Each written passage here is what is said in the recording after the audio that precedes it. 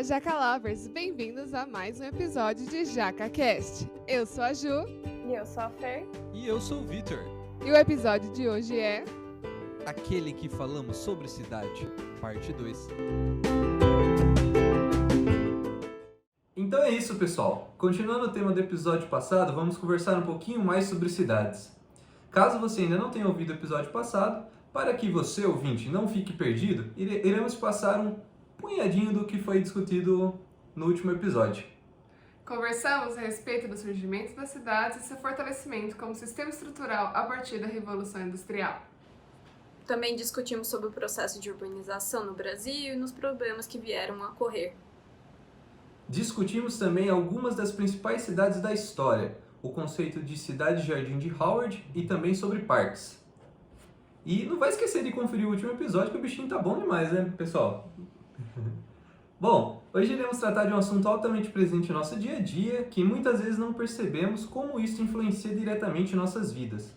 Ao sairmos de casa, ao nos locomovermos ou até mesmo ao apreciar o parque que você vai para curtir no final de semana. Essa entidade que rege o nosso viver como cidadãos é o urbanismo.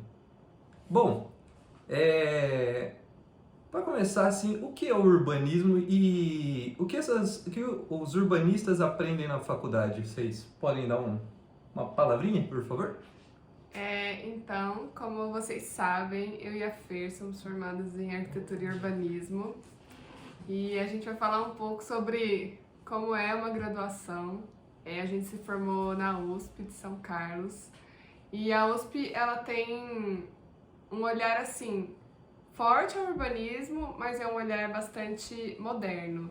No sentido de que está preso numa década de 50 até 80, assim, mais ou menos.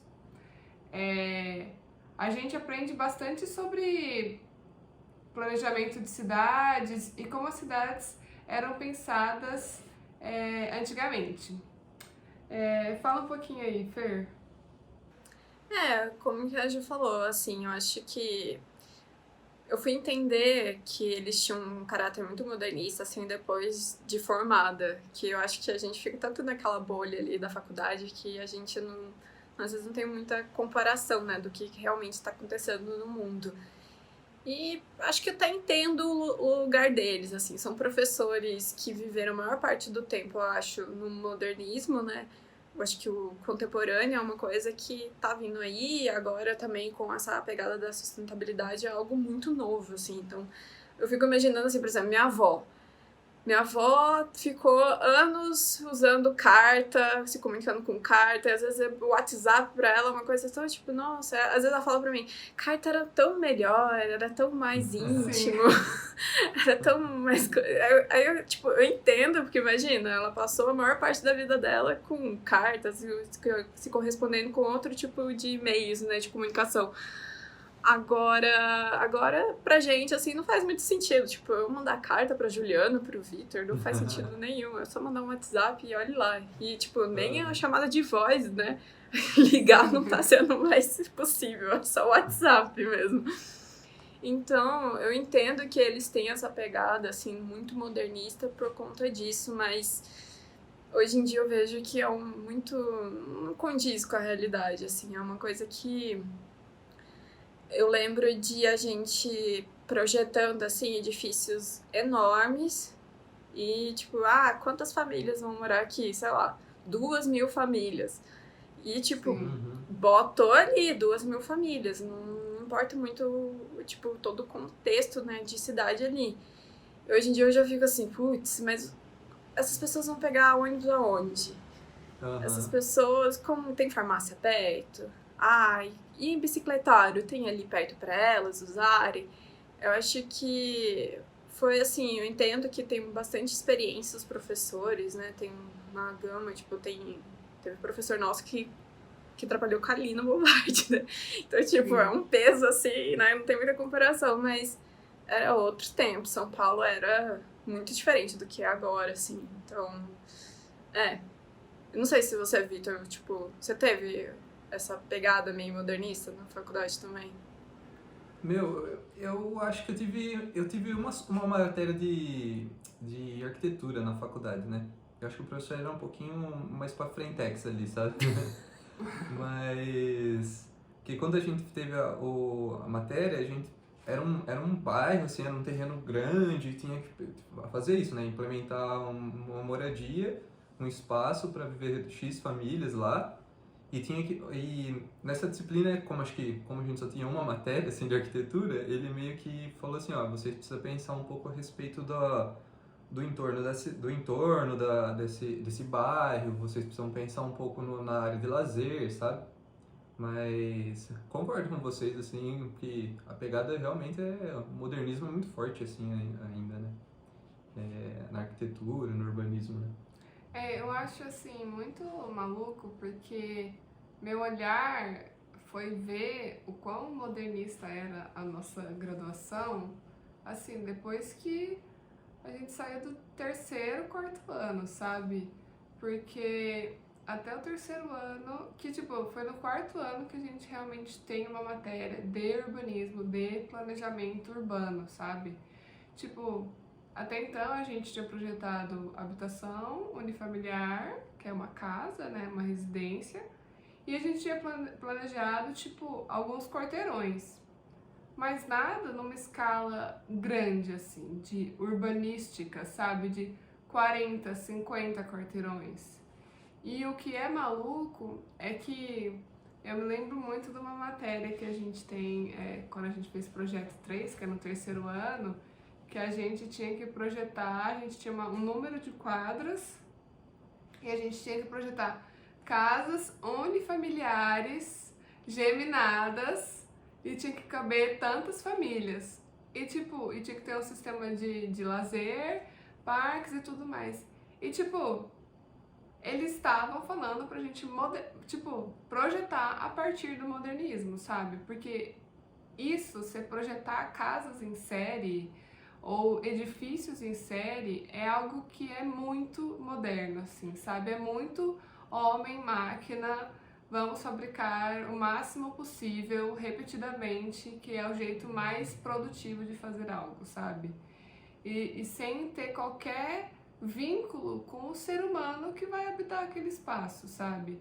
Por mais que a nossa graduação na USP é uma graduação de humanas, é uma graduação que questiona, assim, a vida, mas quando a gente tinha essas disciplinas, ela era totalmente distoante de todos esses questionamentos, sabe? O que era, assim, muito forte, porque na época a gente estava no início da graduação, a gente não conseguia linkar a discussão que a gente tinha numa matéria de história, a discussão que a gente tinha na matéria de plástica, que a gente tinha na matéria de... Qual que era a outra matéria? Do Rui? Estética. Que a gente não conseguia linkar isso com a nossa matéria de projeto, sabe? E aí, tipo, a gente tinha paisagismo no segundo ano e depois no quarto ano. E aí, quando a gente tinha paisagismo no segundo ano, a gente projetava uma praça. A gente tinha um gostinho do que poderia ser um sistema de parques, um sistema de praças, mas assim, a gente não projetava, a gente olhava, a gente via, nossa, existem outras possibilidades. Mas enquanto isso a gente estava lá, projetando quadra com casa geminada. E aí quando foi no quarto ano, que aí a gente teve paisagismo 2, e aí a gente projetou o sistema de parque, analisou bacia hidrográfica, teve que fazer tipo mapeamento de 300 quadras, mapear bueiro, mapear poste de luz, árvore, tipo, aí que você vê mesmo o que é o urbanismo, sabe? A gente tinha que, tipo, medir, uma turma inteira tinha que pegar uma área gigantesca e medir as calçadas de cada rua, pra saber, uma calçada de 1 metro não é agradável, uma calçada de 2 metros é agradável. Se tem um poste no meio da calçada, o cadeirante não passa. Esse tipo de coisa, quando você está projetando dentro da sala, dentro de um escritório, você não pensa. Tipo assim, você não parece que não clica o botão de que, nossa, e o cadeirante?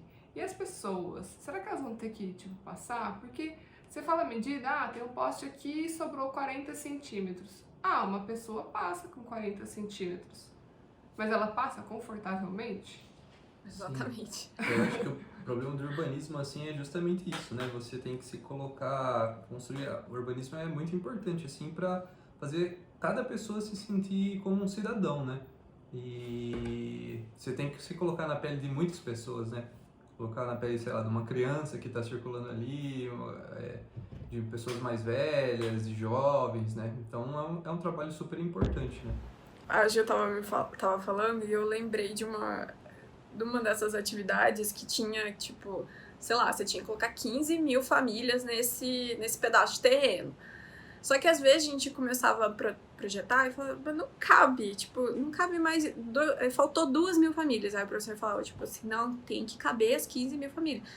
Aí eu pensando assim, não, se não cabia, não era pra caber mais, porque já não vai ficar enfiando, gente.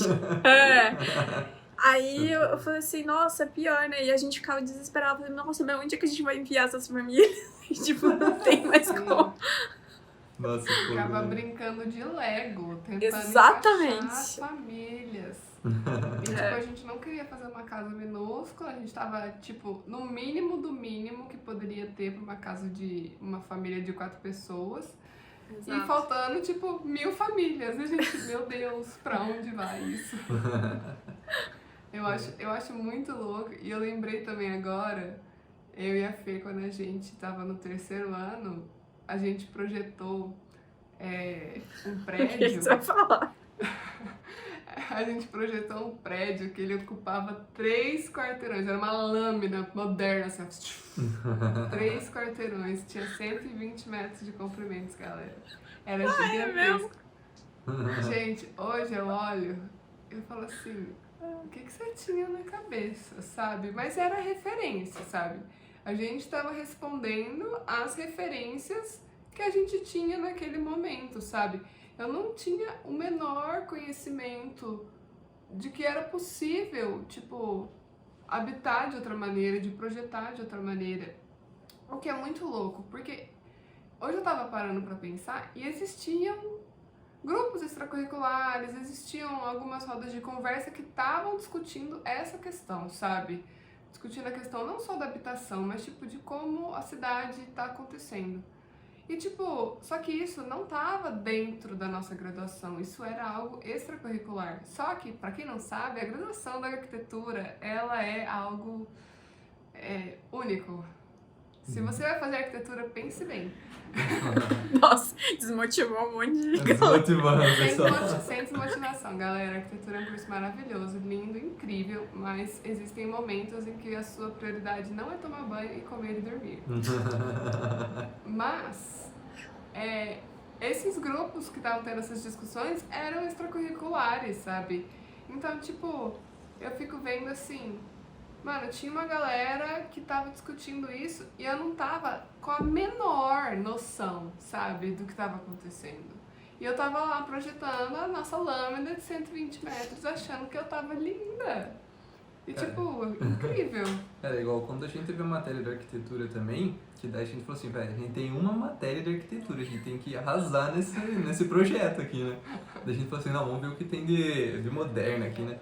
Daí os nossos prédios, acho que, eu não lembro quantas famílias a gente tem que inserir naquele espaço. Mas a gente falou assim, não, vamos deixar todos os nossos prédios em pilotis, pra quem não sabe é o prédio em cima dos pilarzinhos assim, né? Daí você passa por baixo, porque eu quero que a gente se insira no espaço urbano aqui e tal. E todos os nossos prédios, e a gente achou o máximo, enfiou uma ciclovia passando embaixo do prédio, assim, ficou muito louco. Não, mas eu lembro de uma... Eu lembrei de uma... que teve algum momento na faculdade. Eu acredito que não seja toda a faculdade de arquitetura assim, porque eu já vi gente, assim, na internet, tendo matéria de sustentabilidade, assim, na faculdade. Sim. Eu fiquei chocada quando eu soube, falei, nossa senhora. Mas que eu amava a matéria era de conforto ambiental, assim, que era, nossa, eu amava, tanto que eu fiz iniciação com ela, com um grupo, né? E eu lembro de uma disciplina que a nossa faculdade já teve algumas disciplinas assim, conjuntas, né? Então, tipo, projeto com paisagismo ou com conforto ambiental. E a gente ficava lá, assim, na sala, no ateliê, e os professores iam lá, de cada área, né? Ia lá ajudar. E eu lembro que a professora, tadinha, de conforto, chegava assim, olha a janela, hein? Tá certo a janela. Olha, ela passa passava assim, ó, não esquece do sol, hein? E as pessoas às vezes não ligavam. Eu acho que as pessoas esqueciam que a gente, infelizmente, tem uma vez conforto, eu acho que devia ter todos os anos. E as pessoas esqueciam, assim, as coisas. Aí a professora chegava, mas gente, como é que vai ventilar nesse lugar? Era muito engraçado, chegava, não esquece da janela, hein? Aí, cadê a porta? A porta tá onde? Mano, sabe o que eu lembrei? Quando a gente fez Paisagismo 2, a gente tinha que projetar uma praça, sabe? Em São Carlos, que era onde a gente morava, e a gente foi visitar a praça com a professora. Ela explicou, e tipo, era nosso primeiro contato com paisagismo, sabe? A gente nem sabia o que era paisagismo. E aí a praça era na frente de uma escola, então tinha que ter uma quadra esportiva na praça, tipo, era meio que óbvio. Essa era uma decisão que nenhum grupo tirou a quadra. E aí a gente chegou assim com o nosso desenho, olha aqui, professor, o desenho que a gente pensou, olha que lindo, a gente vai pôr as crianças pra cá, dividimos aqui os adolescentes pra jogar bola, pra não ter perigo de bater bola nas crianças, a circulação tá assim, sei lá o quê. Aí eu lembro que ela olhou assim pro papel e falou assim, o time da direita sempre vai ganhar, né? Aí eu falei assim, por quê? Não, porque o time da esquerda vai estar cegado pelo sol. Tipo, a gente tinha colocado o sol poente no goleiro, assim, sabe? E aí foi tão chocante na minha vida que toda vez que eu ponho uma quadra em algum lugar, eu fico assim, cadê o sol? Não, mas tem que ser, né? Às vezes dá um estalo assim na sua mente, né? Não posso esquecer do sol. Sim, é igual a janela, sabe? Circulação de ar é essencial. Eu penso na escala do urbanismo, por exemplo. Tipo, existe e tem um livro que é a introdução a... Eu acho que não tô lembrada se é da iluminação ou da ventilação. Acho que é iluminação. Que ele trata muito a questão das vias.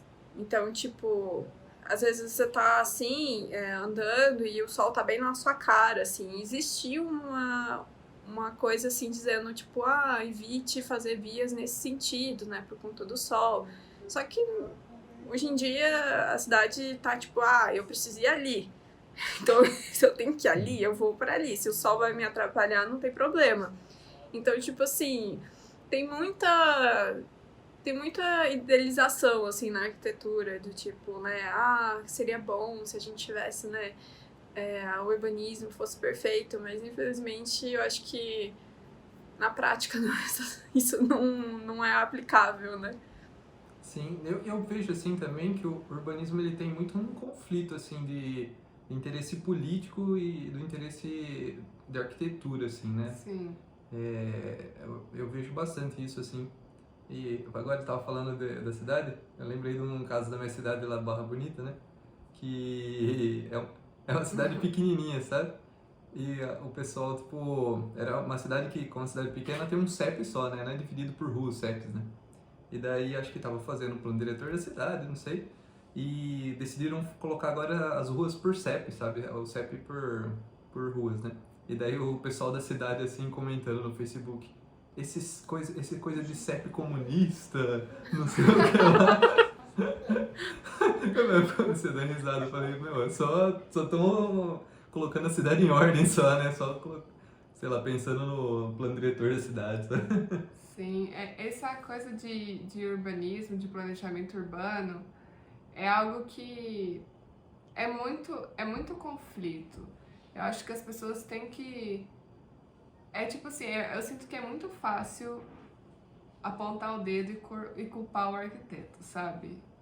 Porque é o primeiro nome que vem na cabeça das pessoas. Então, tipo, nossa, essa avenida tá horrorosa. A culpa é de quem? É do arquiteto que projetou. Uhum. E, tipo, tem que saber que quando existe o planejamento urbano de uma cidade, de uma secretaria, em primeiro lugar, que não é toda cidade que tem secretaria de planejamento urbano. Já começa aí o que está errado, isso devia ser obrigatório.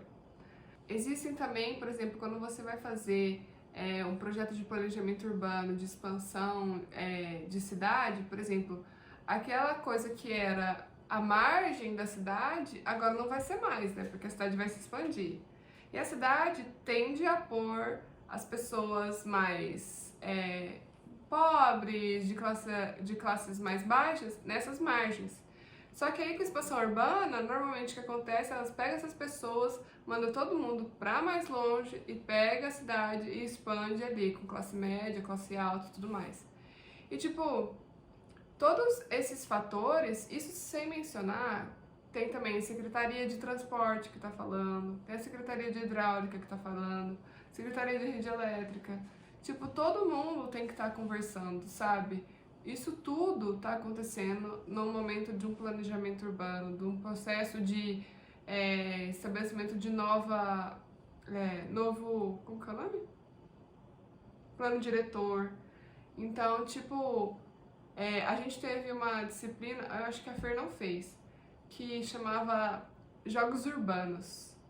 E nessa disciplina, era uma disciplina optativa, 7 horas da manhã, gente, foi com muito custo que eu fiz ela. Mas era necessário. Ela era super necessária, ela, tipo, revolucionou meu jeito de ver planejamento urbano.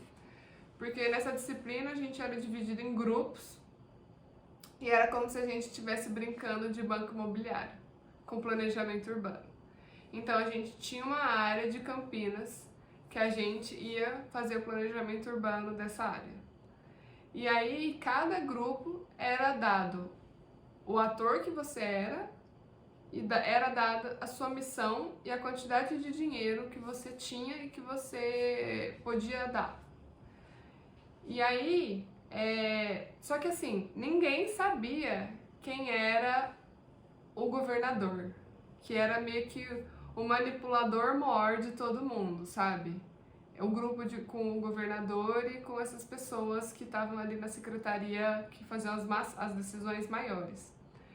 E aí, tipo, eu era do grupo que era de transportes. Então, eu queria abrir linha de VLT, eu queria abrir ponto de ônibus, metrô, via de carga e descarga. E, tipo, eu tinha que negociar com o pessoal do assentamento, onde que o pessoal do assentamento ia se mover, se eu podia passar uma via ali, o pessoal industrial que queria ter uma indústria no lugar, eu tinha que pôr um VLT lá, mas esse lugar estava passando no lugar do assentamento. E aí, tipo, nessa matéria, a gente ia negociando os nossos dinheiros que a gente tinha, tipo, você deixa eu colocar meu negócio aqui, eu te pago tanto.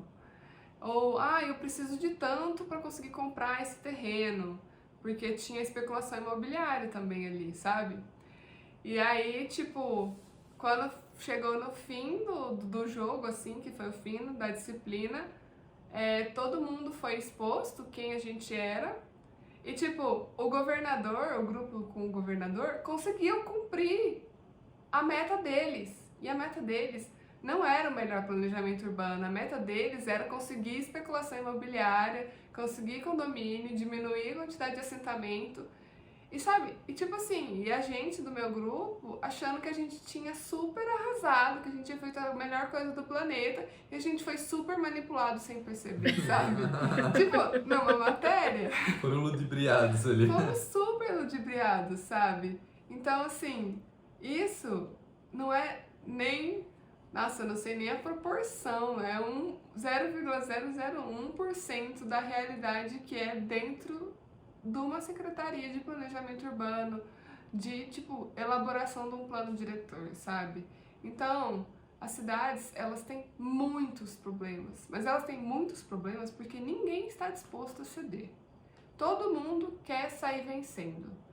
E todo mundo quer ganhar do seu lado da moeda. Ninguém quer falar assim, nossa, olha, se eu ceder o meu terreno que vale bizilhões para um assentamento, vai ser feito um parque aqui, super legal, que vai valorizar a minha área, sabe? Ninguém pensa nisso. O cara da especulação imobiliária, ele só tá assim, não, meu terreno vale 3 bilhões de reais e eu não aceito nada menos que isso. E você não enfia pobre aqui. É desse jeito, sabe? Então, tipo, é muito difícil essa questão do planejamento urbano e ela tem que ser muito cuidadosa. Sabe que você falando sobre isso, né? Do tipo, nossa, eu tenho esse terreno, quero vender de uma forma mais cara possível, né? E o que eu já ouvi muito, assim, de discurso de profissionais, do tipo assim, cara, é o capitalismo, é isso mesmo, aceita, sabe? Mas, tipo, até quando eu tenho que aceitar, sabe? É um negócio que eu acho que muita gente já aceitou, do tipo, é isso, especulação imobiliária e pronto.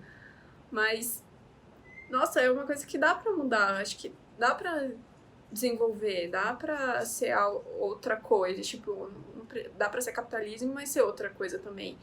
Eu acho que é um discurso, assim, que eu escuto bastante, assim, do tipo, é isso, aceita. Ele quer cobrar mais, aceita. Exato. É porque, eu sinto que é porque o caminho que é o melhor caminho para a cidade, é um caminho mais difícil, é um caminho que ele sai da regra, é um caminho que ele vai revolucionar o jeito que as pessoas vivem e habitam na cidade.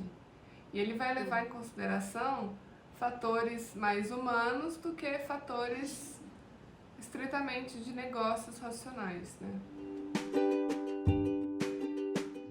Mas e aí, Fer? Você assistiu algum documentário esses dias sobre urbanismo? Nossa, eu acho que já assisti sim! Vou falar sobre ele, Vitor. Então, a gente falando muito sobre isso, sobre urbanismo e sobre modernismo, né? Eu queria falar sobre o documentário que chama Cidadã Jane, da Jane Jacobs, que tá no YouTube. Não sei se eu falo ou não falo, se tá no YouTube ou não. Mas talvez esteja, talvez não. E é um documentário muito legal, assim, falando... Pra quem não conhece, a Jane Jacobs foi uma grande mulher, assim, na época... na década de 80? 60. Ela, nos Estados Unidos, ela meio que foi uma revolucionária contra projetos modernistas do governo. Então, ela encarou bastante diferente, assim, com um grande arquiteto na época, que foi o Robin Moses, que ele que era o líder ali da organização. Nossa, parece que é uma gangue. Nossa, mas ele era muito líder, gente. Ele era o presidente de todos os sindicatos de planejamento urbano de Nova York. Ele decidia quais terrenos ele queria desapropriar, e ele também era a pessoa que fazia as obras para implantar os negócios. Ele era quem decidia tirar e quem decidia pôr. Ganhou muito dinheiro na época. Pensa se não era tendencioso o negócio dele. Nossa senhora. Eu acho que o que aconteceu ali foi muito tipo assim, isso dá dinheiro, vou replicar no país inteiro. Sim. Não só em Nova York, em todos os lugares do mundo, quase. Mas eu acho que vale a pena para quem realmente gosta de arquitetura, né, engenharia, assim, que é justamente isso, esse jogo de política que a Ju já falou, assim, de interesses, e realmente não pensa muito no cidadão, assim, quem realmente vai morar ali. E a Jacobs foi muito isso, assim, a primeira vez que eu tive contato com a Jacobs foi na faculdade, na História da Arquitetura do 4º ano, acho que foi no 4º ano, que eu li o texto, o professor tinha pedido pra gente ler vários textos na época, aí eu li o dela e, tipo, muitos não tava fazendo muito sentido pra mim, sabe aqueles textos que fica, tipo, nossa, que é isso? Não tô entendendo nada. E quando eu li o dela, eu falei, nossa, faz muito sentido, nossa, sim, eu li aquilo lá, eu falei, nossa, aí eu falava pra Gil quando a gente se encontrava, nossa, Dick, nossa, sim! Então... Revolucionária. E me surpreendeu saber que ela não era arquiteta. Eu falei, nossa, gente, é realmente uma visão de uma cidadã, né? Uma pessoa que tava vivendo tudo aquilo. E ela ficou muito famosa porque ela batia no peito, assim, tipo, você não vai construir aqui, pronto, acabou. por conta disso. Então, eu vi muitos profissionais, assim, dizendo que o documentário, tratou muito, assim, do bem e o mal, assim, né? Tipo, o bem era Jacobs e o mal era o Moses. Que não era bem assim, que tinha coisa... Que a Jacobs era muito, assim, tipo... da mídia, né? Ela adora... muitas fotos dela eram icônicas, assim, dela, tipo, com os processos. Então, tipo... ela era uma pessoa muito pública, né? E o Moses falava muita bobagem. Então, tipo... podia ser algo além, assim, mas eu acredito que teve muitos interesses ali envolvidos, e eu não sei se ela foi, tipo, a salvadora, assim, eu não sei se ela acho que ela conseguiu abrir os olhos de muita gente, assim, do tipo, pra quem que a gente tá projetando, assim, a gente não tá projetando pro vento, a gente tá fazendo edifícios, assim, pra ficar ali, não é uma escultura. Aí, enquanto eu tava vendo, assim, eu pensei, tipo assim, nossa, que nem, por exemplo, um marceneiro, um designer, ele vai projetar uma cadeira. E a cadeira não pode sentar na cadeira. Aí você fica, tipo assim, ah, mas essa cadeira é maravilhosa, ela é limpa, olha que linda que ela é, mas você não pode sentar nela. Então, tipo, que uso que ela vai ter? Nenhum, a pessoa não vai querer usar ela. Se você tá fazendo uma cadeira, você tá fazendo para uma pessoa sentar. E quem sabe, assim, de arquitetura e de design imobiliário sabe que tem toda uma medida certa, tem um encosto, a inclinação, tem muitas medidas ali para serem cumpridas para o conforto da pessoa, né? Então eu pensei, tipo, nossa, se a gente vai projetar edifícios enormes, assim, justamente para ter, assim, para ocupar um espaço, enfiar famílias, que nem que a gente falou no começo, para quê, assim? Não é para as pessoas. Sim. Foi uma coisa que eu pensei no documentário. É uma decisão muito racional, né? De tipo, eu preciso abrigar o número X de famílias, eu tenho esse espaço, como que eu maximizo essa ocupação, sabe? É subindo verticalmente e aglomerando essa galera, sabe? Eu não assisti o documentário inteiro, mas o que eu achei muito interessante, que fala muito sobre essa questão, né, da bipolaridade da situação entre o Moses e a Jacobs. E, tipo, o Moses, ele virou o que ele virou, tipo, um especulador imobiliário gigantesco, muitos dizem destruindo Nova York, né? Mas, antes, ele era, tipo, o salvador de Nova York, sabe? Tipo, tem que lembrar isso. Antes da Segunda Guerra Mundial, ele era a única pessoa que defendia parques públicos para a população. Ele era a única pessoa que fazia habitação social. Ele era a única pessoa que fazia piscina pública. Ele foi quem criou a praia de Long Island. Aqui ele criou um estacionamento gigantesco, mas é porque era automobilismo puro. Mas assim, ele criou muitas coisas boas nesse período pré-Segunda Guerra Mundial. Só que quando acabou a Segunda Guerra Mundial, mano, ele já tinha envelhecido muito, né? Já tinha se passado muitos anos e, querendo ou não, deram muito poder na mão dele. E, gente, dinheiro em cabeça de americano, eu não sei o que acontece. Dá um lapso, assim, sabe? Porque o cara, ele era o presidente do departamento de parques, o presidente do negócio de tipo... como que é o nome? De decisão de desapropriação de terreno. Ele era o presidente do rolê de construção de habitações.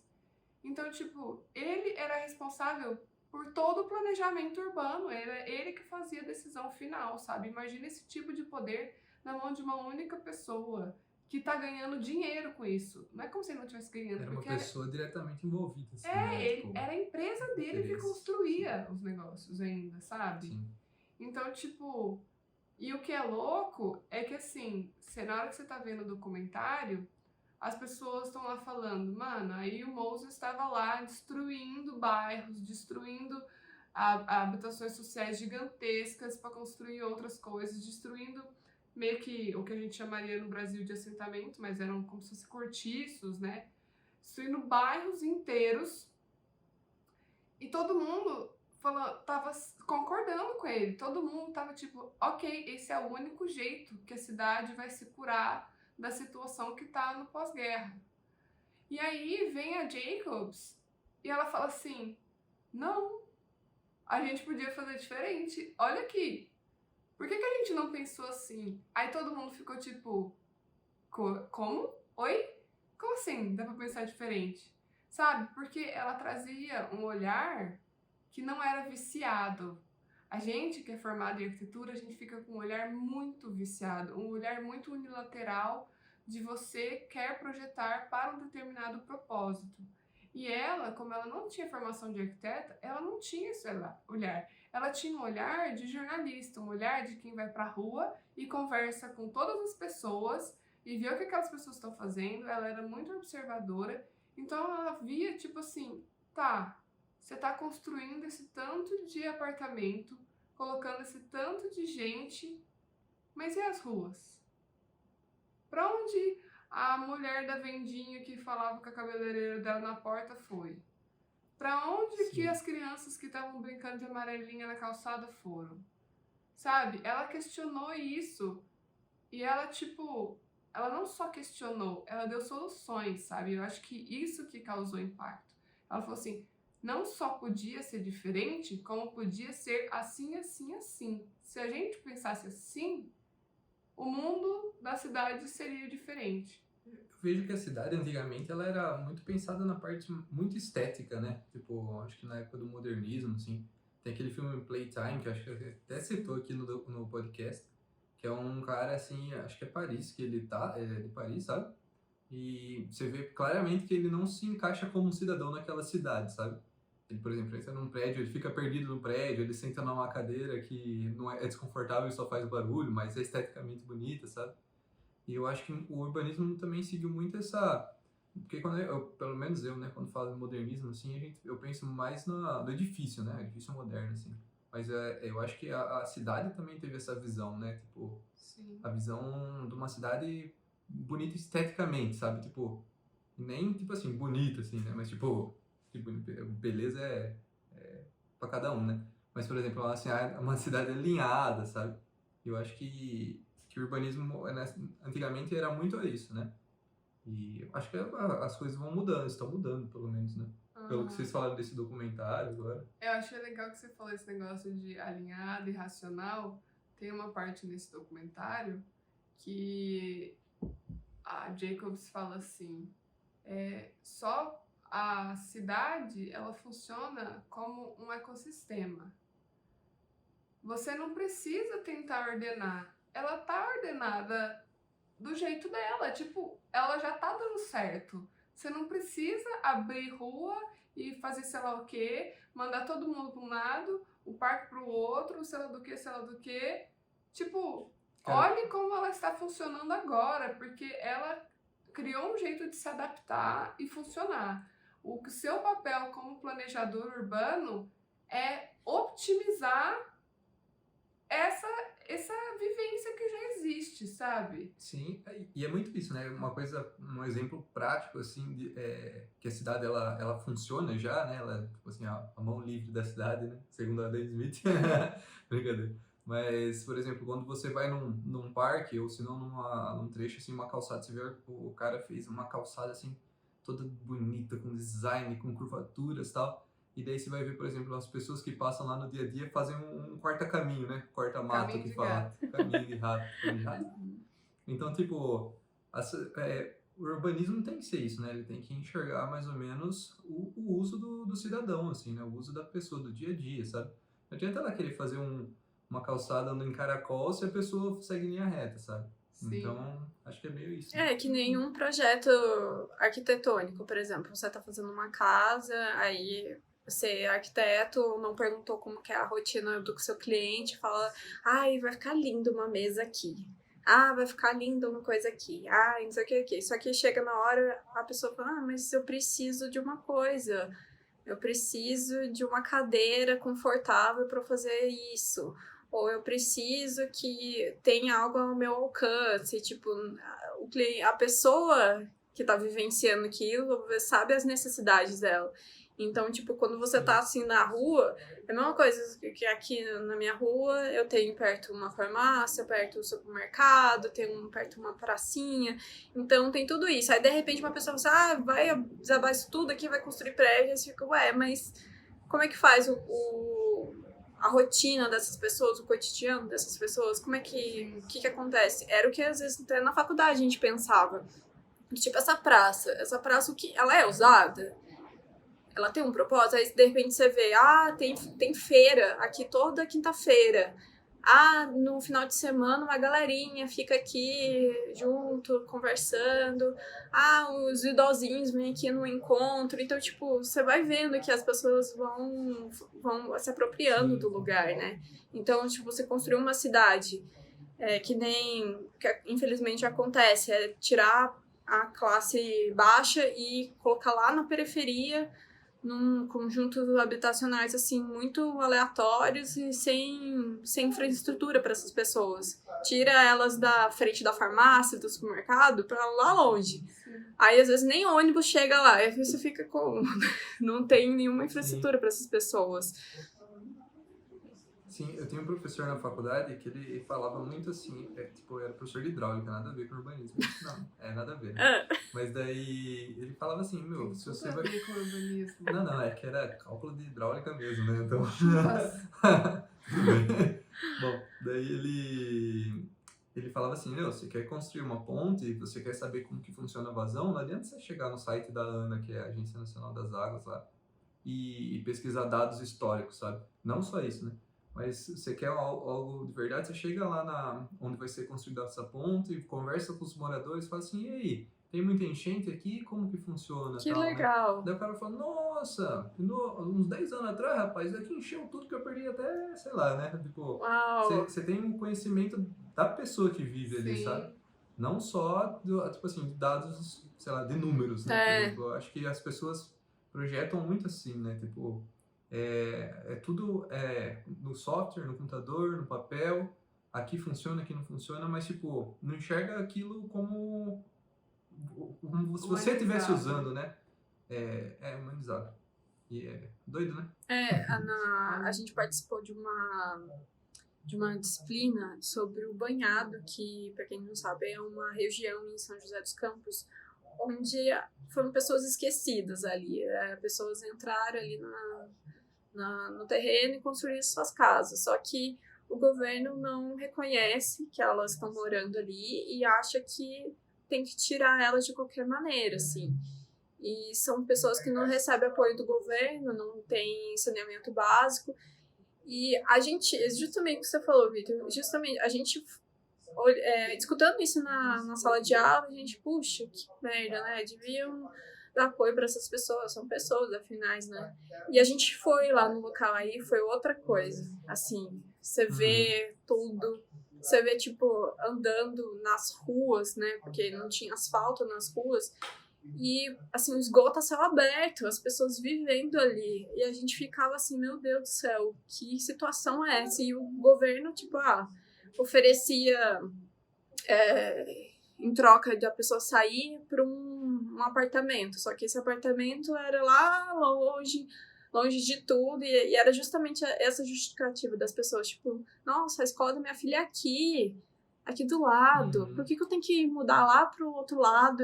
Aqui minha casa, eu construí minha casa aqui, por que eu não posso ficar aqui, né? Então foi assim, um choque, assim, tipo, quando você realmente vê, assim, um local, tipo, putz, por que não estão fazendo algo sobre, né? Sim. E o louco lá do banhado é que, tipo, eram famílias que estavam lá há mais de 30 anos, sabe? Gerações. Isso que é o louco. E, tipo, eram famílias lá, uma região que as pessoas têm como se fossem chácaras, assim, sabe?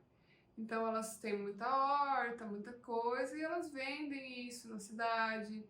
Elas têm o negocinho delas ali, ou elas trabalham, porque, tipo, o banhado, ele tá no centro da cidade de São José dos Campos. Então, tipo, a circulação delas, elas não precisam muitas vezes pegar transporte público, elas conseguem ir andando, sabe? E aí fala pro cara, você vai ser movido para 20 quilômetros da sua área. Mano, você vai mover a vida do cara, tipo, todo o círculo de convívio dele vai mover por causa que, não, eu quero passar uma avenida aqui, sabe? Essa é a justificativa. Eu quero passar uma avenida aqui. Então, tipo, é muito chocante ver, sabe? E ver esse tipo de pessoa, sabe, com tão pouco, vivendo em condições, assim, insalubres, sabe? E, tipo, lutando pra ficar na casa delas, sabe? Isso assim, que é o que sempre me impressiona toda vez que a gente faz levantamento em assentamento. Tipo, a pessoa tá lutando por uma casa que foi ela que construiu, mas é uma casa que tá numa situação de insalubridade, sabe? A pessoa, talvez, ela não tem água encanada, ela não tem energia elétrica, mas ela, tipo, ela fez aquela casa, tipo, nas unhas, sabe? Tipo, pra ela aquela casa é tudo. E, tipo, é o nosso papel como arquitetos e urbanistas, tipo, não remover essas pessoas, mas sim dar habitação de qualidade para elas, sabe? Naquele local que elas já habitam há 30 anos, sabe? Se elas estão lá há 30 anos, gente, elas têm direito a esse local, sabe? E elas por têm... lei, acho, né? Exato. Elas têm direito a esse local e a moradia de qualidade. Então, tipo, é doido. Assim, pensando nisso, em todos esses questionamentos, vocês vão ficar assim, nossa, mas será que é possível fazer um planejamento urbano legal, que dá certo, que as pessoas vivem bem e felizes na cidade? Sim, gente, é possível. As melhores, entre aspas, né, melhores cidades do mundo, ou as cidades que estão assim mais próximas de um equilíbrio, esse equilíbrio ecossistêmico, né, desse caos urbano. Muitas delas estão na Holanda e muitas delas são sustentáveis, coincidentemente ou não. E o que é legal é você pensar que essa questão do urbanismo sustentável, ele não é sustentável no sentido, o meu lixo, sabe? É no sentido da cidade agindo como um ecossistema dentro do planeta Terra. Não a cidade como... Eu vejo as cidades que não são sustentáveis como se fossem uma verruga nas costas de alguém. Tipo, aquilo só tá impedindo coisas, ela não tá ajudando em nada. Mas ela tá ali, tipo, isolada no mundo dela, sendo ela. E, tipo, o urbanismo sustentável, sabe, é uma pele saudável, que se hidrata. Reluzente. Que analogia, né, galera? Mas o lance quando você pensa no urbanismo sustentável, a primeira coisa que vem à cabeça é transporte. E a Holanda tem como transporte primário dos seus habitantes a bicicleta. Que, além... Adoradores de bicicleta, olha aí. Aí,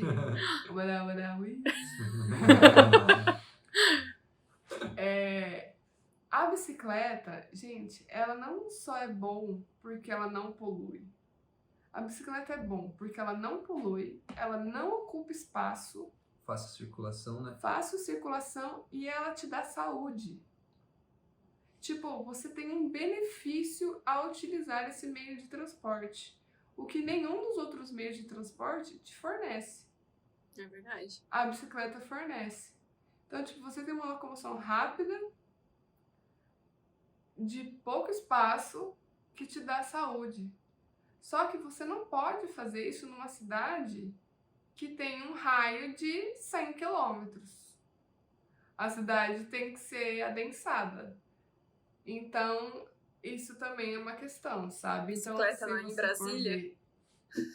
Bicicleta em Brasília, você vai virar mega maratonista. Eu acho que a cidade, assim, Eu acho que a cidade, assim, no transporte, ele precisa... O transporte, ele só é resolvido quando a gente pensa em vários meios de locomoção, né? Vários, como que fala? Transportes modais, alguma coisa assim, né? Uhum. Por exemplo, a gente tem que ter uma intersecção entre a bicicleta, entre o transporte público, até entre o carro ali, sei lá, Sim. o Uber, táxi.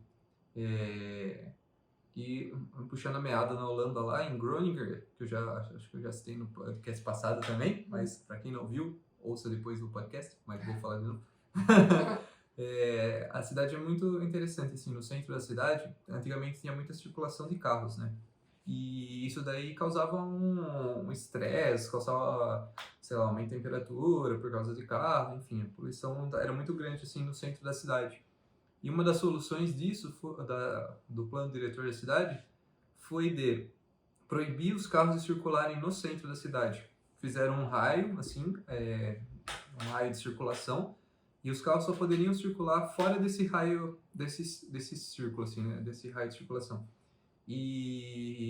Por exemplo, fizeram, acho que se não me engano, avenidas, sabe? Ou pistas de circulação para esses carros.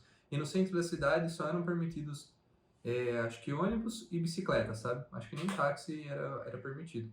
E, por exemplo, você chegar de um raio de circulação de um ponto A até o ponto B, o ponto oposto do centro, né?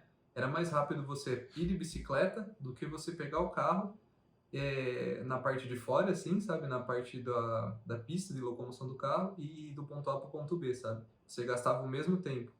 Isso daí, tipo, é uma cidade exemplo de como é que chama a palavra? Logística.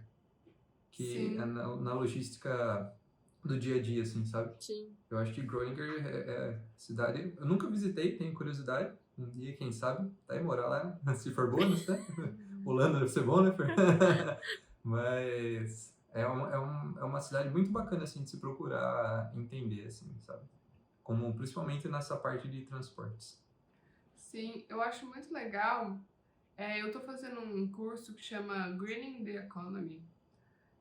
Não é publicidade, galera. É muito bom o curso. E aí tem uma das aulas que o cara, ele tá falando sobre essa questão de transportes na cidade, sabe? E por que dessa questão que eu falei, né? De você não pode ter uma cidade com um raio muito grande para um transporte primário de bicicleta, por exemplo, ou a pé.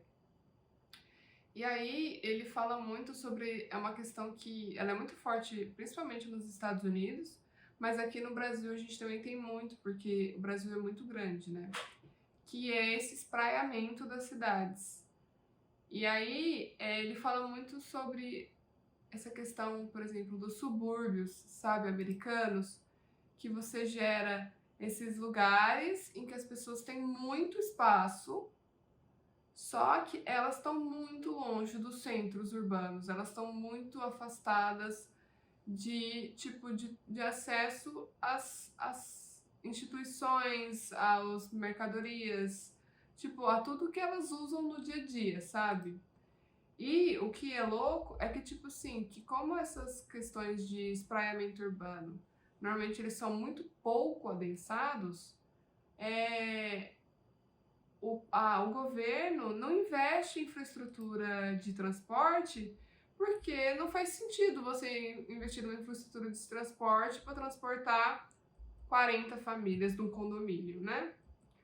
Então, essa é uma questão muito, muito maluca, assim, que eu nunca tinha parado para pensar. E na hora que o cara falou, eu falei, nossa, faz total sentido isso, né? Porque eu sinto que muita gente, quando a gente fala sobre urbanismo sustentável, as pessoas ou elas se imaginam morando no meio de uma selva, ou então elas imaginam uma cidade mais espraiada, né? Eu sinto que o urbanismo, as pessoas veem o negativo do urbanismo como aquele local apertado que você não consegue respirar. Mas a cidade adensada, se ela for projetada de uma maneira sustentável, com arborização urbana, com os parques urbanos, sistemas de parques urbanos, criando esses grandes pulmões dentro da cidade, com utilização de meio de locomoção, de baixa emissão de carbono, se você usar pavimentações que não são impermeabilizantes, gente, essa cidade ela pode ser adensada, muito adensada, e ela ainda vai ser super agradável, o que são muito dos casos na Holanda e alguns países também, sabe, do norte da Europa, que tem muito, Noruega, Dinamarca, e é muito, muito legal ver, tipo, essas coisas sendo implantadas fora. E, tipo, não podemos ter a síndrome do vira-lata de achar que isso não pode ser aplicado no Brasil, porque isso pode e muito fácil, assim. Se eu não me engano, Rio Branco, no Acre, é uma cidade super bem vista, assim, no urbanismo, né? Sim. Tem até Wi-Fi, Nossa, gente. muito Wi-Fi público. Cara, é uma cidade bacana, assim, de se pesquisar sobre referências de urbanismo, né? Acho Fica a que um item que devia ser banido do urbanismo é permitir que edifícios tenham fachada espalhada. Sim, por favor. Fachada espelhada Faria nunca Lima. mais. Nossa, Cancela Paulista. Faria Lima. Menina Paulista Sim. também. Gente, aquilo ali que faz na temperatura ao redor. Nossa. Você cria uma estufinha de pessoas que não são plantinhas. As Pois plantinhas é. elas já estão secas. Vocês já viram- Sufocadas pelo concreto. Vocês já viram aqueles... As pessoas são plantinhas com sentimentos complicados, né, galera? É. Você viu aquele edifício, acho que é em Londres, que ele tem uma curvatura assim? Tem em Sim. Ele Londres? queimava os carros, um negócio assim, É né? em Londres. Gente! Bizarro, não? Você sabe que quando eu morava lá, uma das primeiras coisas que eu fui ver foi ele, né? Falei, mano, eu quero ver de qual Virou que é turismo. esse edifício. Eu quero ver de qual que é desse rolê. E o mais louco, em primeiro lugar, que o edifício é ridículo de feio. Pesquisa na internet. Ele é feio. Ele tem um formato fálico, horrível. Segunda coisa é que não existe solução. É aquela espiga de milho, não? Né? É A espiga? a espiga. Ah. Não existe solução para o edifício. Tipo, eles alteraram o tipo de vidro para um vidro menos refletivo. Só que ainda estava aquecendo a rua. E aí o que o vidro tem? O que o prédio tem? Ele tem aquela rede de proteção de entulho quando tem uma obra. Ele tem aquela rede vestida no edifício para ele não refletir o sol. Então você faz um edifício daquele tamanho que gastou sei lá quantos bilhões para fazer, para ele ficar meio que de roupinha. Eu pesquisando aqui, ele é conhecido como edifício walkie-talkie. Bom, hein? Deixa eu ver, fiquei curioso agora que pausou de te dar uma olhada. Ó, escritório Rafael Vinoli Architects. Migo, olha isso. A ponto de receber o apelido de Raio da Morte. Nossa! Mano, mas quando lançou esse prédio, quando inaugurou, Ah, não é espigão, Love. é o que tá do lado dele. Ah, o espigão tá no fundo. Era o que era ali do lado da estação Liverpool Street que eu morava. Que eu Sei. morava no Capinelis. Doideira, hein? Walkie-talkie. Mano, é igual um walkie-talkie. É idêntico. É muito feio, gente. É muito feio. Enfim, mas são coisas assim, né, que, tipo, que dá pra fazer no urbanismo sustentável. É pensar também nos projetos que compõem a cidade. É pensar no transporte, é pensar no espaço público, parques. Sim. É pensar em tudo isso, assim, e justamente contato com a natureza, biofilia. Acho que seria totalmente diferente se andar na Avenida Paulista toda arborizada, sem essas fachadas péssimas, assim. Ia ser muito mais... Sim. Eu acho que a temperatura ia melhorar, a qualidade de vida das pessoas ia melhorar. Então, acho que tudo isso é um conjunto, assim, pra se pensar no urbanismo sustentável. Sim, com certeza. Cara, uma coisa que eu acho louco, assim, puxando ainda a parte de transporte, fiz intercâmbio, né, em Budapeste, na Hungria, e lá eles usavam o rio Danúbio para fazer transporte como se fosse um ônibus, sabe? Então, por exemplo, ele saía de horário X a horário X, você pagava seu ticket e ele fazia o seu transporte no dia a dia, sabe? Nossa! Eu achei muito louco isso, porque a maioria da cidade, a maioria não, né? Mas Mas muitas cidades brasileiras, sei lá, a minha cidade, por exemplo, ela tem um rio que é uma hidrovia, sabe? E não é usada como, tudo bem que Barbalita é pequena, né? Mas, tipo, algumas, por exemplo, São Paulo, sabe? Que poderia usar, sei lá, as marginais como um transporte público, sabe? Sim. Aí o transporte seria, acredito, um pouco mais sustentável do que enfiar cheio de ônibus lá, né? Nossa. E as cidades, elas não enxergam isso, né? Acho que isso também seria um quesito de enxergar o ambiente da cidade, a cidade se interar com o ambiente e não a cidade subir em cima do ambiente, né? Esconder o ambiente. Eu acho que também a gente tem muita cultura do carro, assim, principalmente aqui no Brasil, nesse Sim, sentido, sim. tipo, eu tenho um carro melhor que você, muito diferente na Holanda, que eu acho que eles não devem ter isso, né? Sim. Então, Sim. acho que também é uma mudança cultural aqui, fazer as pessoas entenderem. Se bem que eu encontro muita gente andando de bicicleta, né? Tipo, finais de semana, tudo assim, mas... Tem melhorado bastante depois das ciclovias, né? Sim, sim. Tá parecendo muito mais ciclovia, né? Do que antes. Sim, sim. Se não me engano, São Paulo acho que tem, será que eu tô falando errado? 400 quilômetros de ciclovia na cidade de São Paulo. Nossa. O problema das ciclovias de São Paulo é que muitas delas, elas não têm muita interação, sabe? Elas não são interligadas. Então, por Sim. exemplo, uma ciclovia chega e morre no meio de uma marginal, sabe? Então, Você tem que voltar, não pode mais ir pra lá. É. Né? Você vai e volta.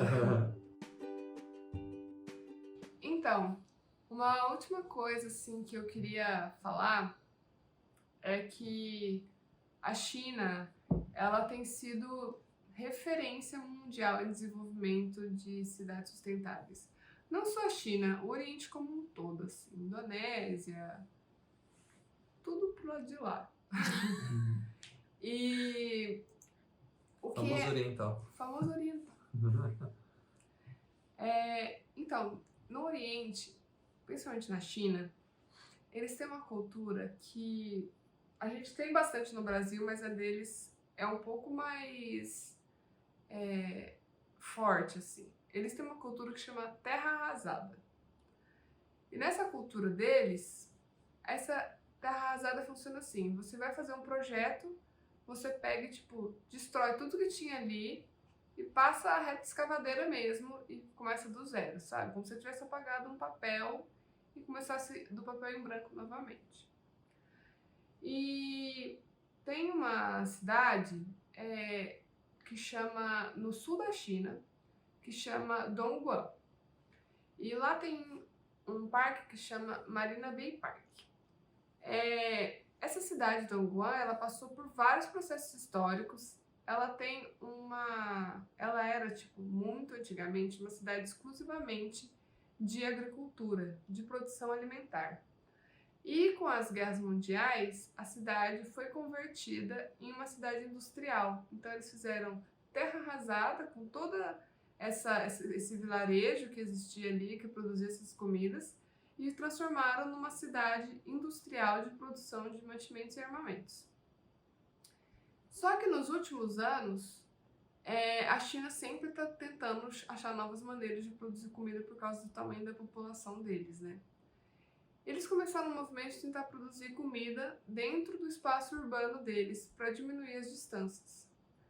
E aí, eles pegaram e fizeram terra arrasada de novo nessa cidade. Eles deletaram novamente toda essa parte industrial e falaram: não, vamos resgatar a cidade original. Imagina o tanto de entulho. Jesus. Nossa, Pois é. exato.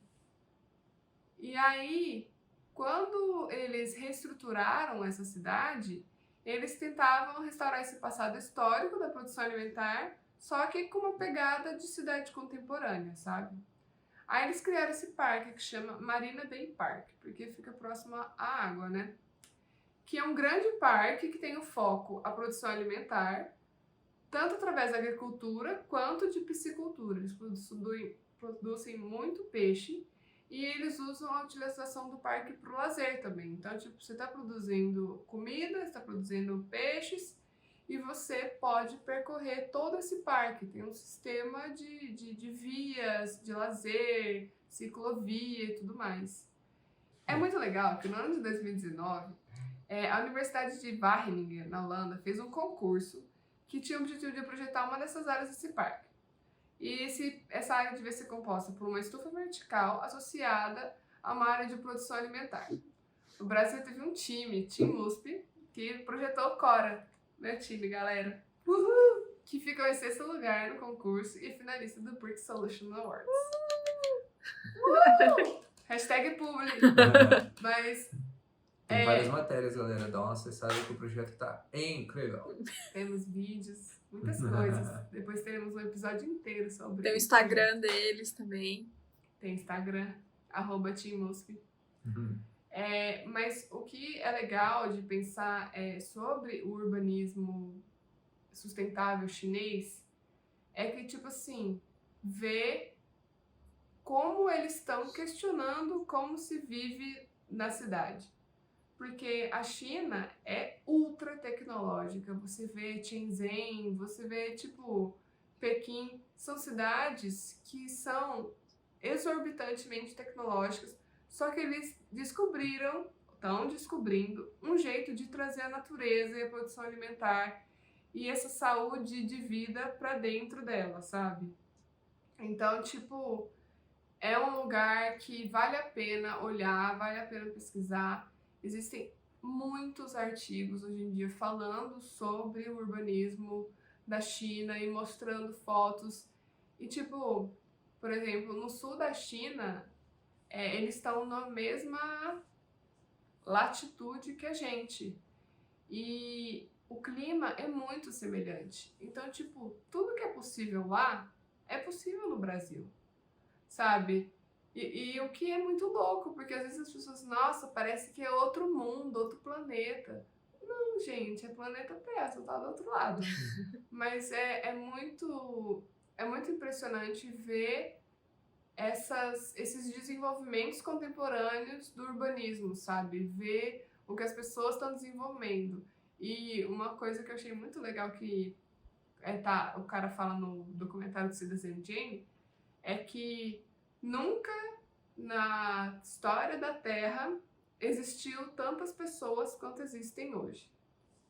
E amanhã vão existir mais pessoas que nunca existiram. Tipo, a gente tá todo dia batendo recorde de quantidade de pessoas na Terra. Então, tudo que a gente vai projetar pro futuro nunca foi feito. É tudo uma experimentação. Sabe, não tem como você querer projetar a partir de um princípio da década de 50, da década de 20, sendo que a população da Terra quadruplicou, quintuplicou, sei lá quantas vezes quiplicou.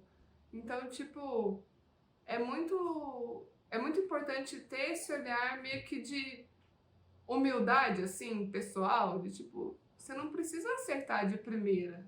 Você precisa experimentar e sair da zona de conforto, sabe? Eu acho que isso é importante. Bom, então, fazer um fechamento aqui breve, que eu acho que cabe muito bem nesse podcast, que tudo que a gente falou aqui é muito de nossas experiências, nossos conhecimentos, né?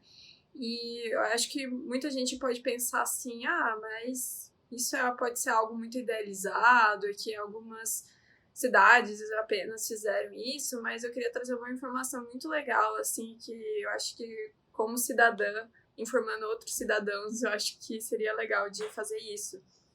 Que é o direito à cidade, né? Então, existe um estatuto da cidade, que ele é o direito a cidades sustentáveis, e ele engloba como o direito à terra urbana, à moradia, ao saneamento ambiental, à infraestrutura urbana, ao transporte e aos serviços públicos, ao trabalho e ao lazer, para as presentes e futuras gerações. Então, é o nosso direito a gente viver numa cidade boa, que a gente tenha um bem-estar, que a gente tenha uma qualidade de vida. Então, não é à toa que muita gente está idealizando isso para isso realmente acontecer, né? Porque tá lá, gente, tá no estatuto da cidade. Então, acho que a gente não pode, às vezes, aceitar viver como que tá, tipo, é isso, não tem muito o que fazer. Não, tem como melhorar, e eu acho que o Vitor e a Ju, como arquitetos e engenheiros, assim, eu acho que a gente tá aqui também com um papel de incentivar os profissionais que talvez estejam ouvindo isso, alguns estudantes, que é bom a gente defender esse nosso direito e que seria bom a gente pôr em prática também. Acho que é isso. Contempladíssimo. Uma reflexão aí pra todo mundo. Pense na cidade como se fosse o quintal da sua casa. Cuide bem dela e se sinta pertencido na sua cidade, né? Então é isso, pessoal. Espero que vocês tenham gostado da nossa conversa de hoje. Acho que não vai ter parte 3, né? Cidades parte 3. Por enquanto, estamos bem aqui. Sintam-se à vontade para conversar com a gente. Temos o e-mail embaixo na descrição. E também uma caixa de comentários se você está assistindo o podcast no YouTube. Espero vocês no próximo episódio. E vocês vão passar nossas redes sociais? Vamos lá. Primeiro Instagram profissional, hein? Profissional é @jacafruto. @arquitetando terra. E o Instagram pessoal de cada um? @judamatasantos. E @fe.ivale. O meu é @victorable. Isso aí, galera. Muito obrigado pela presença e até o próximo episódio. Jaca! Jacá. Jacata essa dica. E aí, Fê, o que você tem de dica pra gente dessa semana aqui? Olha, eu tava pensando muito se eu fazia essa dica ou não. Mas é que eu achei muito legal, então eu vou falar mesmo assim. Que é o documentário da Demi Lovato. Quem é fã de Demi Lovato, eu acho que vai gostar bastante. É um documentário que ela fala muito sobre as dificuldades dela em 2018, que ela passou pela overdose, que todo mundo ficou sabendo do mundo inteiro. E foi um documentário muito chocante, assim, por algumas revelações que ela fez, mas eu acho que muito importante, assim, pela questão de saúde mental, assim, que eu acho que muitas vezes a gente fala, nossa, por que essa pessoa não fica bem? Mas não é porque ela não quer, né? Existe muita coisa envolvida.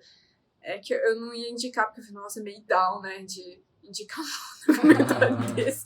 Mas é que eu gostei, então eu vou indicar. Eu acho legal. Chama Dancing with the Devil. Ó o título, né? Da hora, né? Legal. Massa demais. No meu YouTube tá aparecendo direto recomendação disso aí. Vou assistir. E você, Ju, qual que é só jacata essa dica de hoje? A minha jacata, essa dica de hoje vai ser a minissérie do Bill Gates. Que eu achei que era Love Alarm.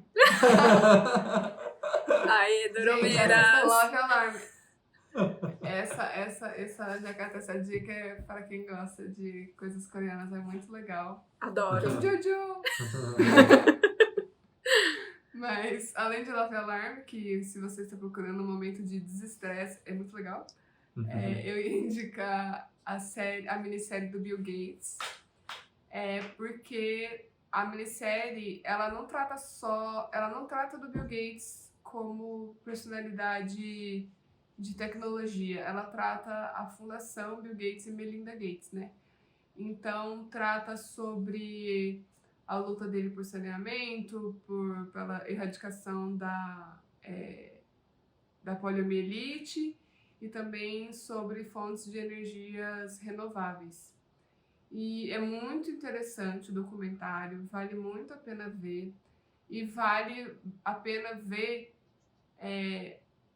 meio que um olhar sobre como funciona a cabeça de uma pessoa como o Bill Gates, que está acima da média, né?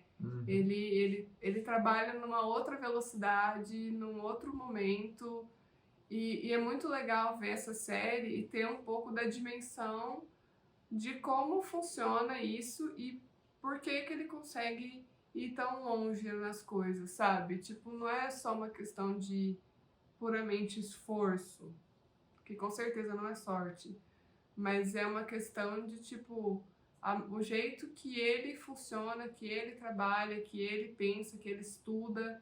Então é bem, bem interessante, vale a pena assistir, galera. Cara, essa série é muito massa, eu gostei pra caramba também.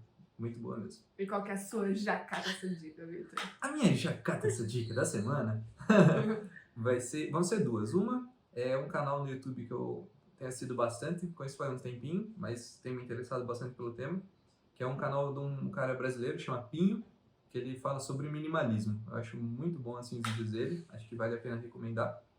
E o outro é um filme que eu assisti, que é um filme indicado ao Oscar desse ano, que é Os Sete de Chicago. Que Tô querendo ver também. Nossa, filmaço. excelente. Eles tratam de uma manifestação que rolou nos Estados Unidos e teve um confronto com a polícia, sabe? Foi na época da Guerra do Vietnã. E o governo meio que pegou 7 pessoas, 7, eu acho que eram 9 ou 10, né? Mas tipo, 7 que foram mesmo julgados e usou eles como um julgamento político, assim, né? Não existe julgamento político, mas foi nessa vibe, sabe? E você fica com raiva o filme inteiro, sabe? Vai preparado para sentir raiva, mas é muito bom e vale a pena. Filmaço. Acho que o único de boas foi o da Ju, né? O meu. Você passa raiva, ou é uma coisa sobre overdose. Aí você assiste Love Alarm e fica tudo bem. Mais ou menos, né? Porque Mais eu ou fui menos. sabendo aí da Mais série. ou menos, todos os momentos meio tensos, mas é bom. Então é isso, pessoal. Espero vocês no próximo episódio, hein? Uhul! JacaCast! Jaca! JacaCast! Tchau, tchau, tchau, tchau.